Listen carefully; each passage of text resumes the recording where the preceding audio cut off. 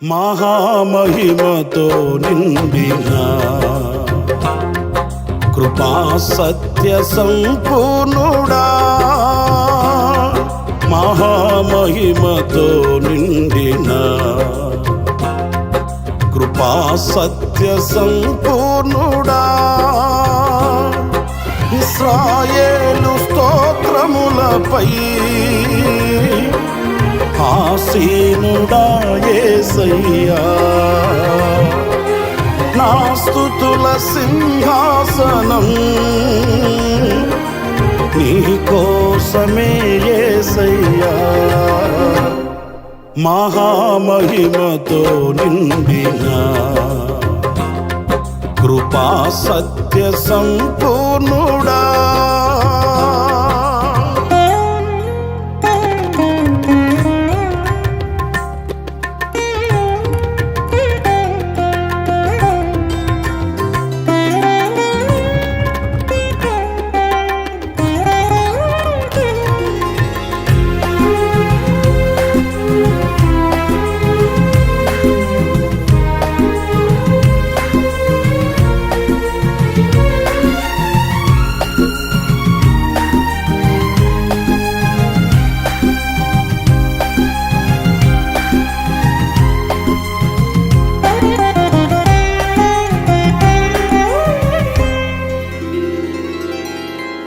మహిమను విడచి భువిపైకి దిగి వచ్చి కరుణతో నన్ను పిలచి సత్యమును బోధించి చీకటిని తొలగించి వెలుగుతో నింపితివి.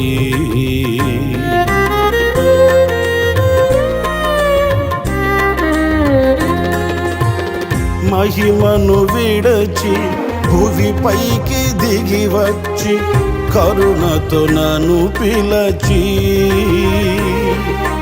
సత్యమును బోధించి చీకటిని తొలగించి వెలుగుతో నింపితివి.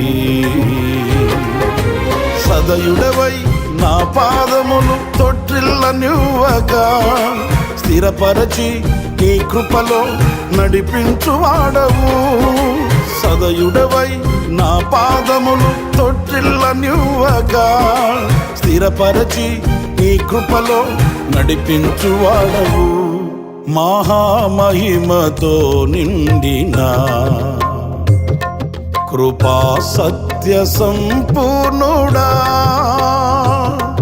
ఇశ్రాయేలు స్తోత్రములపై ఆసీనుడా యేసయ్యా, మహామహిమతో నిండిన కృపా సత్య సంపూర్ణుడా.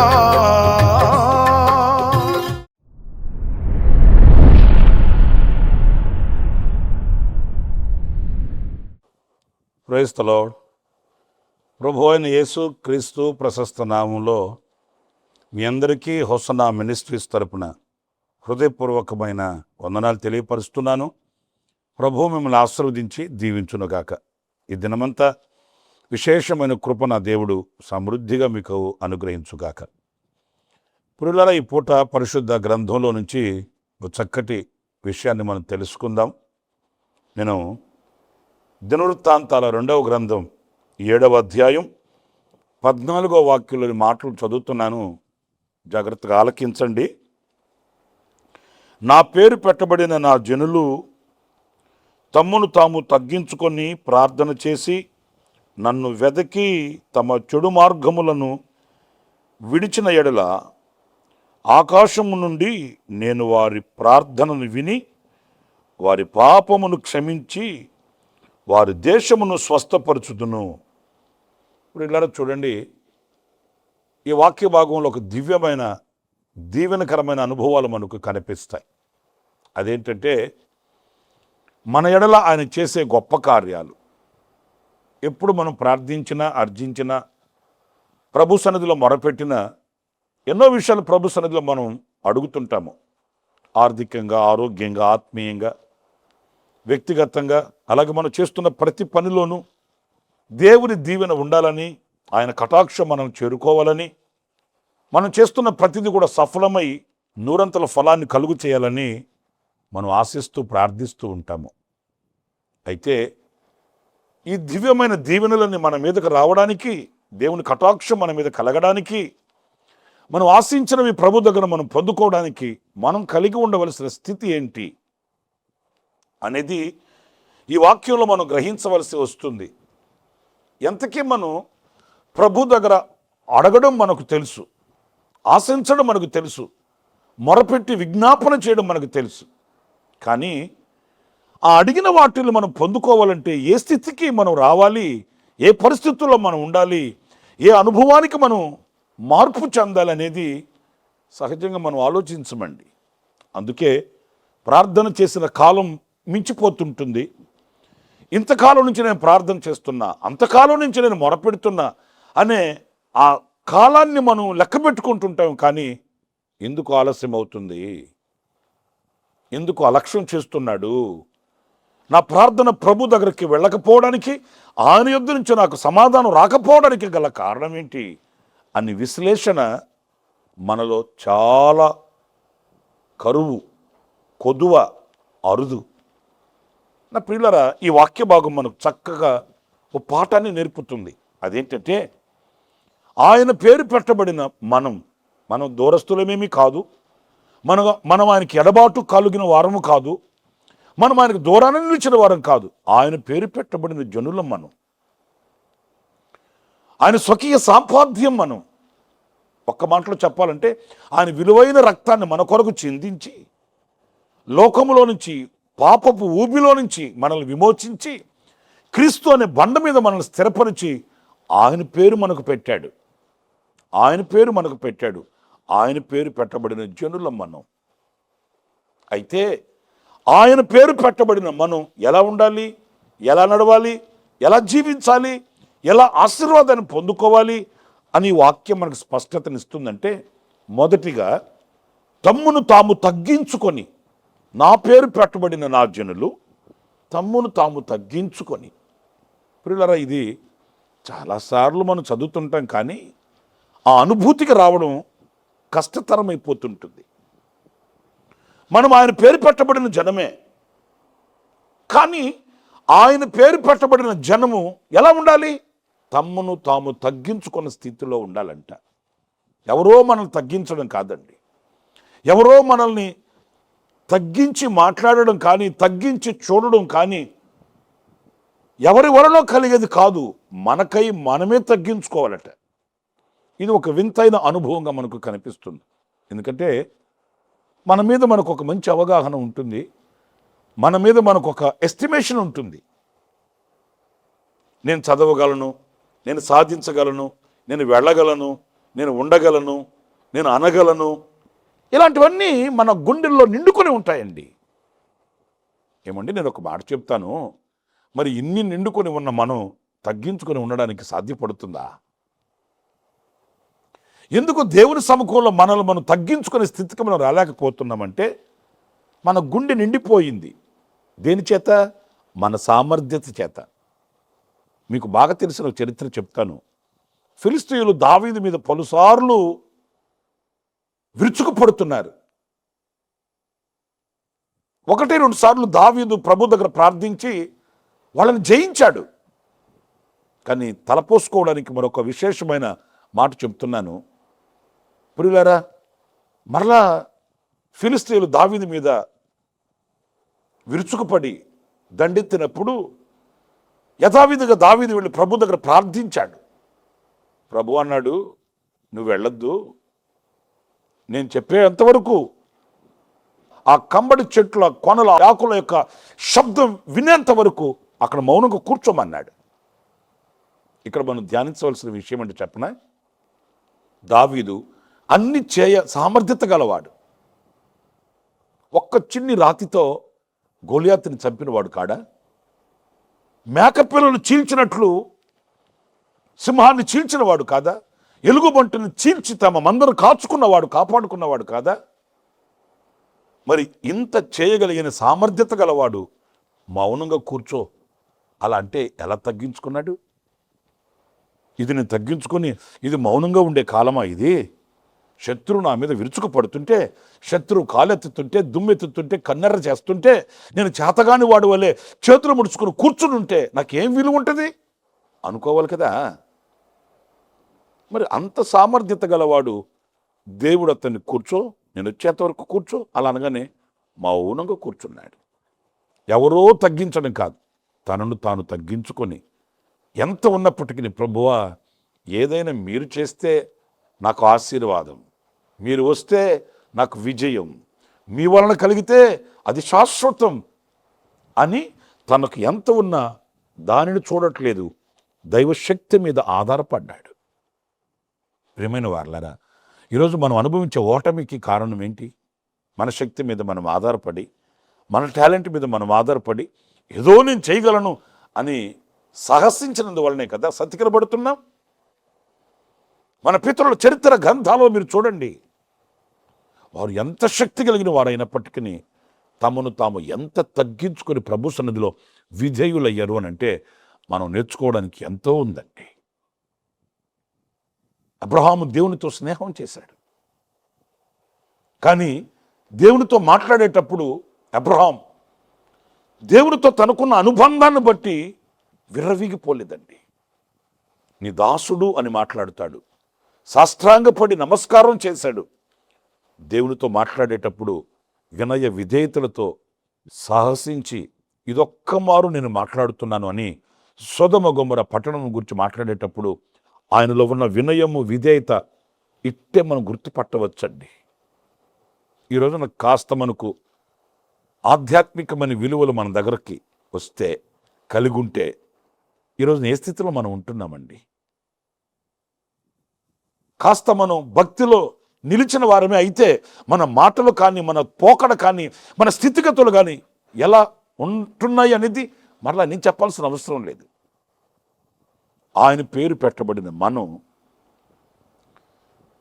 మనల్ని మనం తగ్గించుకోకపోతే, దైవజనుడైన యోహాను స్త్రీలు కనిన వానిలో గొప్పవాడు, పరిశుద్ధుడు, అంతటి శక్తి కలిగిన దైవజనుడు, ఆయన నోట మనం విన్న మాట ఏంటి? ఆయన హెచ్చింపబడాలి, నేను తగ్గింపబడాలి, ఆయన చెప్పుల వారు విప్పుటకైనను నేను యోగ్యుడును కాని అన్నాడే ఆ భక్తుడు. ఎవరు తగ్గించారు ఆయన్ని? ఎవరు తగ్గించలేదు, తనను తాను తగ్గించుకున్నాడు. నేను ఆయన పాదాల మట్టుకు తగ్గాలి, నేను శిరస్సు వంచాలి, నేను విధేయుడును కావాలి, నేను వినయ మనస్కుడును కావాలని తనలో తాను నిర్ణయించుకున్నాడు. అందుకే దేవుని చేత హెచ్చింపబడ్డాడు. ఈ వాక్యం మనకు సెలవిస్తుంది, ఆయన కార్యములను మనం అనుభవించాలంటే మొదటిగా ఆయన పేరు పెట్టబడిన మనం, లోకస్తులైతే కాదండి, వాళ్ళు ఆయన పేరు పెట్టబడిన వాళ్ళు కాదు, వాళ్ళని గురించి మనం మాట్లాడుకోవాల్సిన అవసరం లేదు, మనల్ని గురించి మనం మాట్లాడుకోవాలి. ఆయన పేరు పెట్టబడింది కదా మనకు, ఆయన పేరు పెట్టబడిన ప్రజలం కదా మనం. మరి మొదటి అనుభవం మనలను మనం తగ్గించుకోవాలని. రెండవ అనుభవం ఇదే వాక్యంలో మనం గమనిస్తే, ప్రార్థన చేసి నన్ను వెదకిన ఎడల, ప్రార్థన చేసి ఆయనను వెదకడం అంట. మీరు చాలాసార్లు ఈ వాక్యాన్ని చదివి ఉంటారు, నేను కూడా చదివాను. ఈ పూట ధ్యానం కొరకు ఆయనను వెదకడం అంటే ఏంటండి? అంటే ఆయన కానరాని లోకంలో ఏమైనా ఉంటాడా, లేక కానరాని చోటుకు వెళ్ళిపోతాడా, లేక కనుమరుగైపోతాడా, అంతర్ధానమైపోతాడా? ఈ ప్రశ్నలన్నీ మనసులో మొలకెత్తుతాయి. ప్రార్థన చేసి ఆయనను వెదకాలంట. వెదకడము అంటే అర్థం ఏంటి? ప్రతి విషయంలో ఆయన యొద్దకు వెళ్ళడం, ఆయనను విచారణ చేయడం. నేను ఈ పని చేయవచ్చా చేయకూడదా, నేను ఇక్కడికి వెళ్ళవచ్చా వెళ్ళకూడదా, నేను ఇక్కడ ఉండొచ్చా ఉండకూడదా? ఆయనను వెతికే అనుభవంలో మనం నేర్చుకోవాల్సింది ఏంటంటే, ప్రార్థన చేసి ఆయన దగ్గరికి మనం చేరుకోవాలి. నా ప్రియమైన సహోదరులారా, మన ఆత్మీయ యాత్రలో, మన విశ్వాస జీవితంలో మనకు పొడచూపుతున్న అనుభవాలు ఏంటంటే, ఎప్పుడు మనం దేవుని దగ్గరికి వెళుతామంటే మన ప్రయత్నాలను చేసి, మన ప్రయత్నాలలో విఫలమైపోయి, ఓడిపోయి, పడిపోయి, కృంగిపోయి, చెడిపోయి, అన్ని రంగాల్లో ఎదురు దెబ్బలు తగులుతాయి కదండి. ఇక నా వల్ల కాదు అనుకుంటామే, అప్పుడు వెళ్తాం ప్రభు దగ్గరికి వెళ్ళి, నాయన తిరగాల్సిన చోట్లన్నీ తిరిగాను, చేయాల్సిన పనులన్నీ చేశాను, అలసిపోయాను, సొలసిపోయాను, సొక్కిపోయాను, సమస్యలిపోయాను, ఇక నేను బ్రతకడం కంటే చావడమే మేలనుకుంటున్నాను, నీవేమైనా మేలు చేస్తావా అని అప్పుడు వెళ్తాం దేవుని దగ్గరికి. కాలమంతా వ్యర్థమైపోయి ఉంటుంది, వయసు గతించిపోయి ఉంటుంది, అవమానాల పాలైపోయి ఉంటాం, అలజడి పాలైపోయి ఉంటాం, అన్ని రంగాలలో ఆటుపోట్ల చేత, అభ్యంతరాల చేత, ఆవేదన చేత కృంగిపోయి ఆఖరులో వచ్చి ప్రభు దగ్గర, ఆయన పాదాల దగ్గర పెడతాం ఈ సమస్యని. ప్రభువా, నీవైనా ఏమన్నా ఉంటే చేస్తావా అన్నట్టు. ఇది కదా మనకు చేటు. ఎందుకు దైవ కార్యాలు మనం పొందుకొని చూడలేకపోతున్నాం? ఆయన పేరు పెట్టబడిన జనమైన మనం ఆయన దగ్గర మేలు ఎందుకు పొందుకోలేకపోతున్నాం? మరి వాగ్దానం చేసిన దేవుడు ఆయన వాగ్దానం నెరవేర్చలేకుండా ఉండే దేవుడు కాదు కదా. ఇదిగో ఈ వాక్యం స్పష్టం చేస్తుంది. మన అపజయానికి గల కారణం మనం ప్రార్థన చేసి ఆయనను వెదకట్లేదండి. ప్రభు దగ్గరికి మనం వెళ్ళి మనకు ఎదురైన వాటిని వివరించుకునే స్థితిలో మనం లేమండి. ప్రియమైన దేవుని బిడ్డలారా, చరిత్రలో మనకు మన పితరుల యొక్క అనుభవాలు ఎన్నో మన జీవితాన్ని సరిచేస్తాయి. పరాక్రమము కలిగిన వాడు, యుద్ధ నేర్పరి అయిన వాడు, శూరుడైన వాడు యొప్తా. తన సహోదరులు వచ్చి యొప్తాని తనతో వచ్చి యుద్ధం చేయడానికి ఆహ్వానించినప్పుడు ఏం తక్కువ అతనికి? యుద్ధ నేర్పరి, పరాక్రమము గలవాడు, బలాఢ్యుడు, గతంలో ఎన్నో విజయాలు చూసినవాడు. తన సహోదరులు వచ్చి అతన్ని పిలిచిన వెంటనే అతను పలికిన మాట మీకు తెలుసు కదా. నేను మిస్పాలో యెహోవా సన్నిధికి వెళ్ళి నేను దేవునికి వివరించుకోవాలి, నేను ఆయన సన్నిధిలో మనవి చేసుకోవాలి. నేను అంటాను, ఒక్కసారి మనలో ఎంతమంది ఇలాంటి ఆధ్యాత్మికమైన విలువలు కలిగి ఉన్నామండి? పరాక్రమము కలిగిన బలాఢ్యుడైన వాడు, రోషం కలిగిన వాడు, ఎన్నో జయాలు చవిచూచిన వాడు దేవునితో చెప్పుకోవాల్సిన అవసరం ఏముంది? అక్కడే ఉందండి విజయ రహస్యం. విజయ రహస్యం ఇక్కడ దాచబడి ఉందండి. నాకు ఎంత శక్తి సామర్థ్యతలో ఉన్నా ఈ విషయాన్ని నేను నా దేవునితో చెప్పుకోవాలి, నా దేవునికి విన్నపించుకోవాలి, ఆయన ఆజ్ఞ నేను తీసుకోవాలి. ప్రార్థించిన వానికి శక్తి కలుగుతుంది, ఆయనను వెదకిన వానికి విజయం కలుగుతుంది, ఆయనను చేరుకున్న వ్యక్తికి దేవుని యొద్ద నుంచి జవాబు కలుగుతుందండి. వీటన్నింటికి మనం దూరాన్ని నిలిచి ఆఖరిలో మనం చెప్పే మాట ఏంటి? దేవుడు నన్ను ఆశీర్వదించట్లేదు, దేవుడు నన్ను శోధిస్తున్నాడు, నన్ను పరిశోధిస్తున్నాడు. ఇలాంటి వ్యర్థమైన అర్థం లేని మాటలు కదండి మనం మాట్లాడేది. నా ప్రియమైన సహోదరులారా, ఇప్పటికైనా దేవుని వాక్యపు వెలుగులో మన జీవితాన్ని సరిచేసుకొని మనం ఎక్కడ పడుతున్నాము, ఎక్కడ ఓడిపోతున్నాము, ఎక్కడ వాడిపోతున్నాం, ఎక్కడ తలవంపులు కలుగుతున్నవి అనే విశ్లేషణ లేక విమర్శ మనకు కలిగితే ఇప్పటికైనా మనకు మేలుకొలుపు కలుగుతుంది, జాలి కొలుపు కలిగే ఆయన స్వరం మనకు చేరుతుంది. ఆయన వాక్కుతో కాలు కదిపి కదం తొక్కి ముందుకు వెళ్ళగలుగుతాం, విజయాన్ని పొందుకోగలుగుతాం. ఇంకొక చిన్న విషయం కూడా ఇదే వాక్యంలో నేను మీతో చెప్తాను. అది మొదటిదేమో మనల్ని మనం తగ్గించుకోవాలట, రెండవది ప్రార్థించి ఆయనను వెతకాలట, మూడవ అనుభవం కూడా ఇందులో మనం గమనిస్తే తమ చెడు మార్గములను విడిచిన ఎడల. ప్రియమైన సహోదరులారా, చాలా శ్రేష్టమైన అనుభవాలండి. తమ చెడు మార్గములను విడిచిన ఎడల ఆకాశము నుండి నేను వారి ప్రార్థనను ఆలకించి. ఎప్పుడు ఆలకించి అద్భుతాలు చేస్తాడు ఆయన? మూడవది ముచ్చటైన అనుభవం, చెడు మార్గములను విడిచిన ఎడల. మనకు తెలుసు మనం వెళుతున్న మార్గం ఏంటో మనకు తెలుసు. కొంతమంది అమాయకంగా అంటారు కానీ నాకు తెలియదు అని లేదు.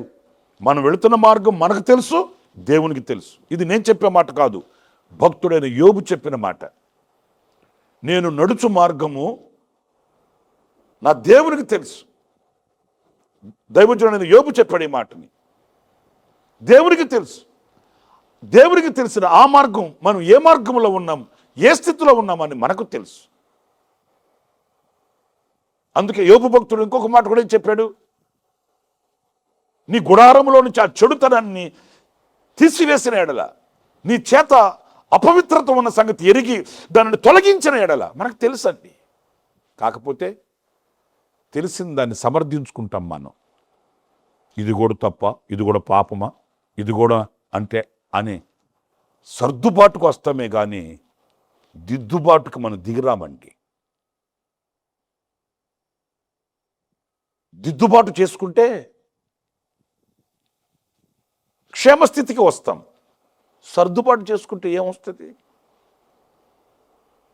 వాళ్ళలాగా ఉన్నారు కదా, వీళ్ళలాగా ఉన్నారు కదా, మరి వాళ్ళు మనకంటే భక్తులా, వీళ్ళు మనకంటే భక్తులా అని ఒకరితో పోల్చుకొని మనం ధైర్యాన్ని పొందుకుంటాం, సమర్థించుకుంటాం. వీళ్ళకంటే భక్తుడిని, వాళ్ళకంటే భక్తుడిని అనుకుంటాం. కానీ నేను వెళ్ళే మార్గం నా దేవునికి విరోధమైనది కదా, నేను వెళ్ళే మార్గం నా దేవునికి ఆయాసకరమైనది కదా, ఈ మార్గం నా దేవునికి ఇష్టకరమైనది కాదు కదా అని గుర్తించి ఆ మార్గంలో నుంచి తొలగి పవిత్రమైన మార్గాన్ని ఎంపిక చేసుకోగలిగిన వ్యక్తిత్వం కావాలండి మనకు. పరిశుద్ధ గ్రంథంలో మనం చదువుతాం, ఒకని మార్గము వాని దృష్టికి యథార్థంగా కనబడుతుందంట. మనం వెళ్ళే మార్గాలన్నీ మనకు యథార్థంగానే కనిపిస్తాయి, యథార్థంగానే మనం చెప్తాం. కానీ ఆ మార్గాన్ని ఆత్మనేత్రాలతో దృష్టించి ఈ మార్గములో నా యందు దేవుడు సంతోషించగలడా అనే ప్రశ్నకి మనం గనక తల ఉంచితే వెంటనే ఆ స్థితిలో నుంచి మనం బయటకు రాగలుగుతామండి. చిన్న విషయం చెప్పనా, దావీదు ఒకే ఒక పాపం చేశాడని వాక్యంలో వ్రాయబడి ఉంది. ఆ విషయం తప్ప తన జీవిత దినములన్నీ యెహోవాకు యథార్థంగా ప్రవర్తించాడు దావీదు అని మనం చదువుతాం కదా. ఆ ఒక్క పాపం, ఆ ఒక్క అవిధేయత విషయంలో వెంటనే దావీదు గుర్తించేశాడండి. నాతాను ప్రవక్త వచ్చి ఆ మనుషుడవు నీవే అన్నప్పుడు వెంటనే శిరస్సు వంచాడు. ఆ మార్గంలో ఉన్నది నేనే కదా, ఆ నడక నడిచింది నేనే కదా, ఆ నడత నడిచింది నేనే కదా అని ఒక రాజు స్థానంలో ఉన్నవాడు దైవ సేవకుని కించపరిచి మాట్లాడలేదండి. ఎందుకంటే ఈయన రాజు, ఆయన ఒక సేవకుడు. వెంటనే వాస్తవంగా ఏమనాలి, దావీదు రాజు కదా, అధికారం ఉంది కదా, దైవజనుని మందలించవచ్చు, ఆ సేవకుని మందలించవచ్చు. ఏం మాట్లాడుతున్నావు నువ్వు, ఏం తెలిసినట్టు మాట్లాడుతున్నావేంటి అని సర్దుబాటు చేసుకోవచ్చు.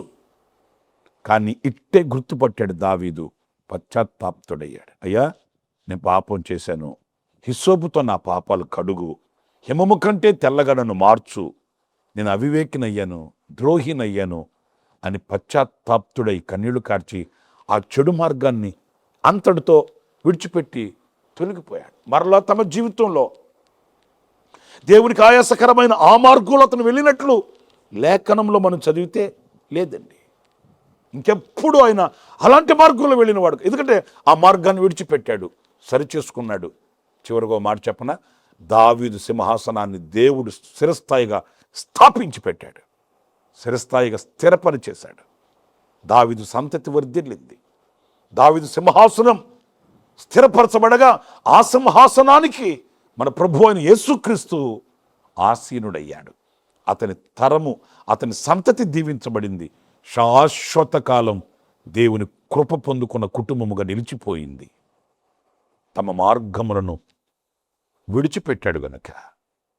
నా ప్రియమైన సహోదరులారా, దేవుని వాక్యానికి శిరస్సు ఉంచుదాం, దేవుని వాక్యానికి శిరస్సు ఉంచుదాం. మన నోట వచ్చిన ప్రార్థన ప్రభు అంగీకరించాలి, ప్రభు మనకు సహాయం చేయాలి. ఆయన కృప మహదైశ్వర్యమును బట్టి మన అక్కర్లు తీర్చబడాలి. మేలు కలగాలంటే నేను 3 విషయాలు చెబుతూ వచ్చాను. ఆయన పేరు పెట్టబడిన మనం తగ్గించుకోవాలి, ప్రార్థించి ఆయనను వెదకాలి, ప్రతిదీ ఆయన పాద సన్నిధికి తీసుకుని వెళ్ళాలి. 3వది, చెడు మార్గములను విడిచిన ఎడల మనల్ని మనం గుర్తించుకోవాలి. క్రీస్తు యొక్క ఆ ముఖకాంతిలో మనల్ని మనం నిలిచి పరిశీలించుకోవాలి. ఏదైనా మచ్చ, మడత, డాగు, కళంకు మనలో ఉన్న ఎడల వెంటనే పశ్చాత్తాపతులమై ఆయన పాదాలు పట్టుకుంటే ఆనాటి నుండి చీకటి తొలగుతుంది, దీవెన కలుగుతుంది, క్షేమం కలుగుతుంది, ఆయనతో మనకు అనుబంధం స్థాపించబడుతుందని చెప్పడంలో సందేహమేమీ కూడా లేదు. ప్రార్థిద్దాం. అందరు తలలు వంచండి. తీర్మానంతో ప్రార్థన చేసుకుందాం. జీవాధిపతి అయిన ప్రభువా మీకు వందనాలు నాయన. ఈ దినం మా ప్రార్థనకు మేము జవాబు పొందుకోవడానికి, మా హృదయ అభిలాషలు నెరవేర్చబడి నీ సన్నిధిలో మేము సాక్షిగా బ్రతకడానికి మాలో ఉండవలసిన ఆధిక్యతలు ఏంటో 1, 2, 3 విషయాలు నేర్చుకుంటూ వచ్చాం. నిజమే, పేరుకేమో మీ పేరు పెట్టబడిన వారం, కానీ ఎందుకు జయాన్ని పొందలేకపోతున్నాము? మమ్మల్ని మేము తగ్గించుకోకే కదా, ప్రార్థించి మిమ్మల్ని వెతకయే కదా, మా చెడు మార్గములను మేము మానుకోకే కదా. నైనా ఇదిగో మీ పాద సన్నిధిలో ఒక్కసారి మేము ప్రార్థిస్తున్నాం. మాకు మీ దృష్టిని కలుగు చేయండి. మమ్మల్ని మేము విమర్శించుకోవడానికి సహాయం చేయండి. మమ్మల్ని మేము విశ్లేషించుకోవడానికి వివేకమును అనుగ్రహించండి. మీ దివ్యమైన దీవెనలకు మమ్మల్ని పాత్రులుగా చేయమని ఈ ప్రార్థనలో ఏకీభవించిన ఈ మాటలు నేను ఒక్కొక్కరిని ఆశీర్వదించి దీవించమని నీ కృపచేత ఈ దినాన్ని కూడా మీరు మాకు అనుగ్రహించినందుకు శిరస్సు వంచి నమస్కరిస్తూ, ఈ దినమంత విశేషమైన కృప మీ బిడలకు మీరు అనుగ్రహించి, వారి రాకపోకల యందు మీరు కాపుదల భద్రతనిచ్చి, ఈ దినమంతా మీ వాక్య ధ్యానము చేత శక్తి పొందుకోవడానికి సహాయం చేయమని యేసు నామములో ప్రార్థన చేసి వేడుకొనుచున్నాను తండ్రి, ఆమేన్. ప్రభు మిమ్మల్ని ఆశీర్వదించి దీవించుగాక. ఈ దినమంతా విశేషమైన కృపణ దేవుడు సమృద్ధిగా మీకు అనుగ్రహించుగాక. ఆమేన్.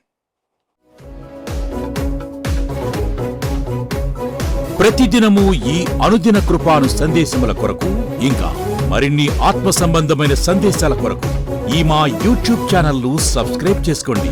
Pastor Ramesh hosanna ministries.